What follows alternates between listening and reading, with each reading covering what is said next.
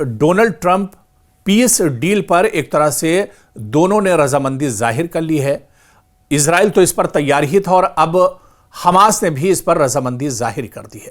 لیکن اس بیچ جو سب سے بڑا سوال اٹھتا ہے کہ حماس اور اسرائیل کی اس جنگ میں امریکہ آخر کہاں پر ہے، یا حماس اور اسرائیل کی اس جنگ میں امریکہ نے کیا کھویا اور کیا پایا؟ کیونکہ جو ماہرین اور جو دانشوران ہیں وہ مانتے ہیں کہ اس جنگ میں سب سے زیادہ نقصان امریکہ نے اٹھایا ہے، اور اسی کو ہم سمجھنے کی کوشش کریں گے۔ دراصل حماس اور اسرائیل جنگ سے امریکہ نے کیا پایا اور کیا کھویا؟ آج سے ٹھیک 2 سال پہلے بائیڈن حکومت کا وزیر خارجہ اسرائیل ریاست کے دورے پر آئے تھے۔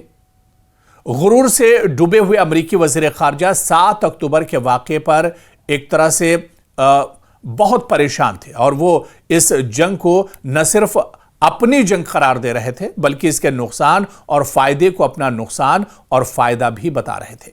اس کے بعد سے اب تک کے امریکی بیانات اور امریکی کردار کو جمع کریں تو اندازہ ہوگا کہ یہ جو جنگ ہے واقعی امریکہ کی جنگ تھی، اور اسی کو ہم سمجھنے کی کوشش کریں گے۔ دراصل امریکہ نے اس لڑائی پر، اس جنگ پر اپنی بے حساب دولت جھونک دی، اپنی نام نہاد اخلاقیات، سماجی اقدار اور اخلاقی پوزیشن سب کچھ قربان کر دیا، اپنے تمام تر اسلحہ جات جھونک دیے، اپنی پوری ڈپلومیسی داؤں پر لگا دی، آخری حد تک دھمکیاں دے ڈالی، تمام تر جنگی اخلاقیات کو پاؤں تلے رونڈ ڈالا، عالمی عدالت کا وقار پامال کیا، اقوام متحدہ کا وقار پامال کیا، ویٹو پاور کا وقار پامال کیا۔ آخرکار اس کے پیچھے کیا کچھ ہاتھ آیا، یا امریکہ کے ہاتھ آخر کیا کچھ لگا ہے؟ کچھ بھی نہیں، بلکہ عالمی سطح پر اس کی پوزیشن خراب ہوئی، معاشی طور پر اس کو بڑا نقصان اٹھانا پڑا، سیاسی طور پر خود امریکہ کے اندر سے امریکی حکومت کے رویے اور کردار پر تنقیدیں زور پکڑتی گئیں۔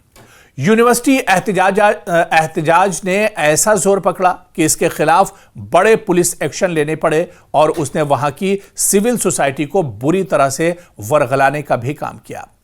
عالمی سطح پر ڈپلومیسی کے معاملے میں اس کا پچھلے 20-25 سالوں میں پہلی بار اتنا بڑا نقصان ہوا ہے۔